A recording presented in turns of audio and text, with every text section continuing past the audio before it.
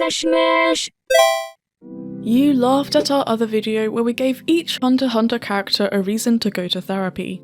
But this time, we're not making anything up. Here are 60 real sad facts for 60 Hunter x Hunter characters. I hope you brought your tissues. Starting off, we have our main character Gon. Throughout the story, we see him injure his hands and arms at least once every arc. In total, there are 7 different instances where those parts of his body bear the brunt of his actions, ranging from bleeding and bruising to complete dismemberment. Unconditional love was a foreign concept for most of Killua's life. How much love he received from his parents was directly tied to his performance as his older heir, how well he could quietly endure the physical abuse, and how little of his own agency he expressed. Killua subsequently doesn't realise that Gon's care for him is not tied with how well he performs his self-assigned role as Gon's support. It is heavily implied that Kurapika will die in pursuit of vengeance. He gradually chips away at his lifespan and shows little regard for his own safety while in pursuit of the Kurta clan's eyes. His Emperor time state requires an hour of lifespan to be sacrificed for every second it is activated, and Kurapika had once passed out with it active for 9 hours straight. This mistake cost him almost 4 years of his life, but it's not like that matters to Kurapika, who doesn't see a future for himself beyond revenge anyways. When he was a child, Leorio witnessed his friend dying a preventable death. Healthcare was inaccessible at the time because they lived in poverty, and this great injustice spurred Leorio on to become a doctor who could provide free treatment. However, Leorio is once again witnessing another friend of his dying. Leorio faces a new kind of helplessness as Kurapika's self-destructiveness is far removed from what a traditional doctor could treat. As a result, he will likely be unable to save Kurapika. Mito was only 14 when she took Jing to court and obtained full custody over 2-year-old Gon. She was tasked with the adult responsibility of raising him, despite being a child herself. A decade later, Gon wished to become a hunter. As it is very much an adult profession, Mito wanted to prevent Gon from mirroring her own situation. However, she was ultimately unsuccessful in dissuading him. 2 of the granny's children died. Her eldest son was lost at sea, and her second son died in an unspecified accident. Both of these deaths occurred within a very short period of time, and for all we know, those 2 sons could be the only children she had. Tompa appears to have no life outside of being a nuisance to hundreds of Hunter exam applicants each year. His whole life seemingly revolves around this annual event, as if it's the only source of fulfillment he has. Hanzo has still not found the Hermit Scroll, which was his reason for becoming a hunter in the first place. Pockle spent days amidst decaying human bodies in hopes of survival, which he never would have accomplished anyway because of his grave injuries. Even in death he could not find peace, as his brain was ransacked for the secrets of Nen, unknowingly accelerating the Chimera Ant's development. In a last-ditch effort, Ponzu wrote a note with her own blood and sent it off with one of her bees. She died without ever knowing that she was indeed successful in delivering critical information to our protagonists. Nicholas was made fun of for not meeting the Hunter exam standards when, in fact, the standards were unusually high for the first phase of that year. It's easy to overlook that even entering the exam requires one to possess exceptional talent in the first place. Satots has been idolising Jing for many years, not knowing that Jing is far removed from the perfect hero he's been imagining. This is a cautionary tale on why you should never meet your heroes. Menchie's profession as a gourmet hunter is far too often taken as a joke because its significance isn't immediately apparent. This is a commentary on how people view and treat the more creative professions in real life, often underestimating the hard work required to create something many can enjoy. Illumi has no friends. Yes, he says it outright.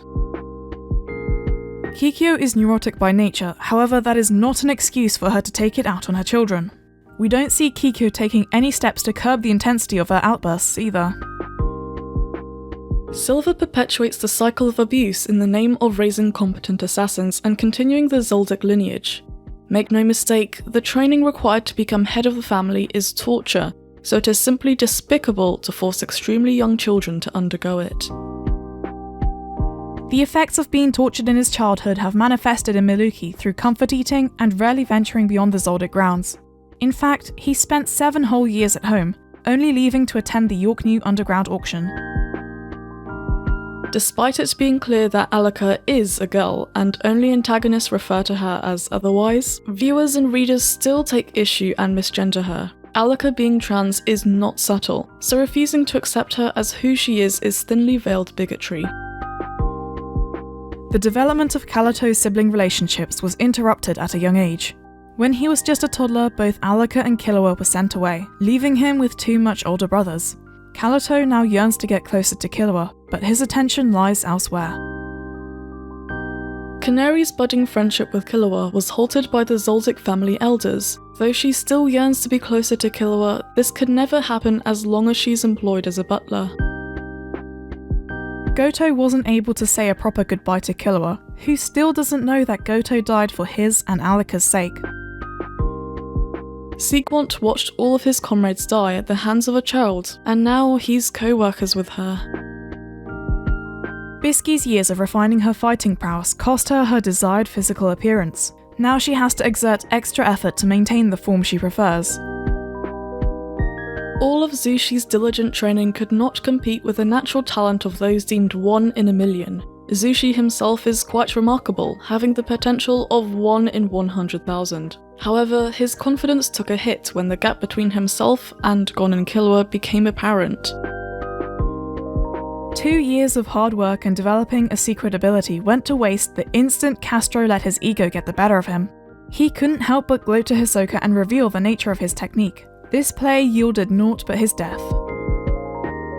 Hisoka is, unfortunately, a homophobic stereotype. He can be interpreted as a flamboyant gay man, which, in itself, is just a tired trope. However, he is also a blatant sexual predator. The conflation of homosexuality with preying on children is a factually incorrect and homophobic idea. Thankfully, Togashi has since improved how he represents queer identities in his creations. Letting Hisoka into the Phantom Troop was the worst decision Chrollo ever made. Not only did Hisoka's admittance lead to the death of Uvojin, but, spoilers for the manga, Hisoka outright killed 2 more members of the troop. Could the destabilization of the entire spider be caused by Hisoka? Only time will tell. Marchie's boundaries are not respected by Hisoka, who frequently makes uncomfortable comments and advances. Little did Shalnok know that the kiss from Uvojin would be his last. In the 2011 adaptation, Zeppal gets utterly humiliated by Killua in the Hunter exam.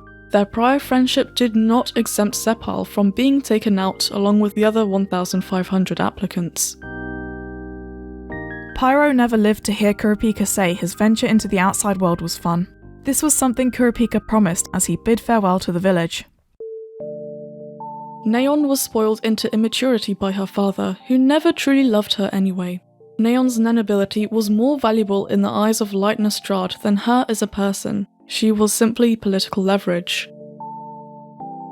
A single act of carelessness cost Melody her friend's life. They were drunk and listened to the Dark Sonata. As a result, her friend was transfigured beyond recognition, and Melody's own body suffered great changes. Squall was beheaded while on the clock, just a few hours after daydreaming about changing jobs and living a nice life with his girlfriend.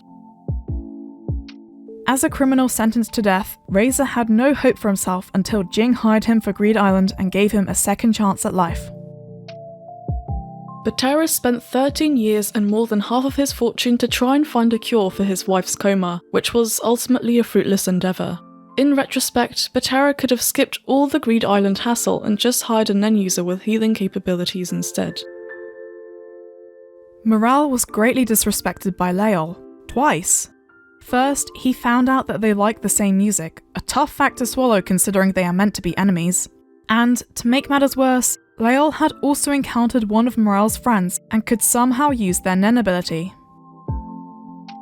Nov went through 10 years worth of aging in 10 days. That hat is not a sleigh either. Shoot's anxiety greatly held back much of his potential for most of the series. It was only when he was on the verge of death that he displayed his true ferocity. Knuckle doesn't explain his reason for becoming a beast hunter, only that the story is long and unhappy, a tale too painful to retell. As a human, Palm was abused and manipulated by Nov while believing her feelings for him were healthy. She was greatly dependent on his words of affirmation and frequently self-harmed for him. Palm's design often has her forearms covered up, as if to hide the scars she accumulated. Komugi, by her own volition, effectively committed lover's suicide with Meruem. Kite harbours a lot of guilt for underestimating Pitou despite their years of hunter experience. While he deemed Gon and Killua to be capable enough to join him on his mission, he did not foresee coming across such a powerful enemy. Kite was unable to properly protect his juniors either, thus failing as a mentor figure. Years of extreme abuse from his father led Gyro to ultimately losing his humanity. The realization that no one loved him destroyed his self-perception, and he no longer even considers himself a human.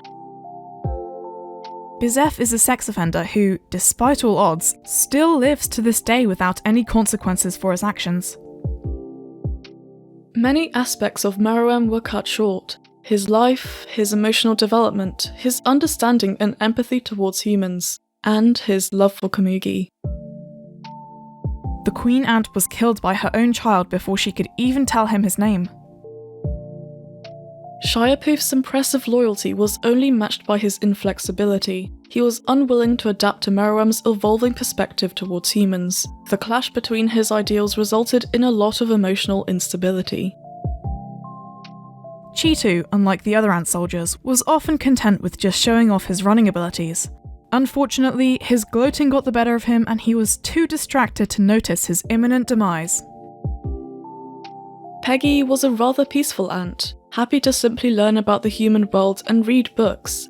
Sadly, he could not continue his quiet lifestyle as he was simply in the wrong place at the wrong time.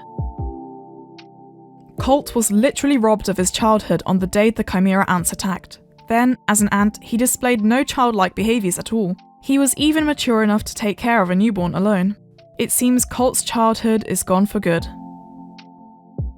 While Reina managed to tearfully reunite with her human mother, she has yet to do so with her brother, Colt. The family remains fractured for now. In his human life, Leorio was the adopted son of human Peggy.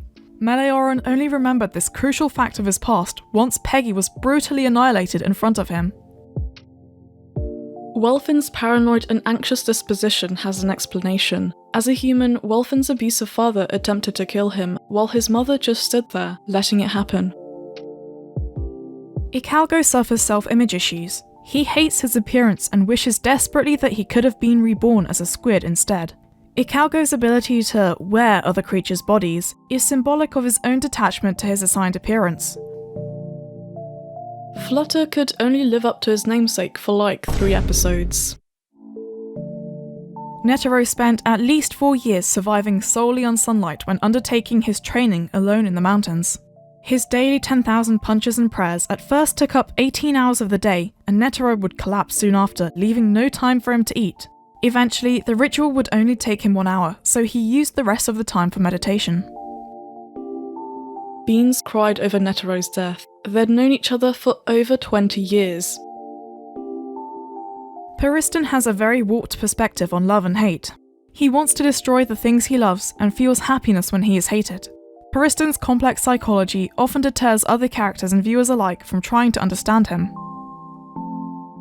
Jing effectively lost all ties to his family in his early 20s. First, he lost his wife in unknown circumstances. Then, he lost custody of Gon in a court battle against Mito. And then he was ostracized from Whale Island. It's no wonder he now appears very aloof and somewhat scruffy. These events had a major impact on him. Do you know more sad facts about Hunter x Hunter characters? Please share them in the comments so we can all cry some more. Oh, and subscribe if you enjoyed the pain. So until next time, SashMash out.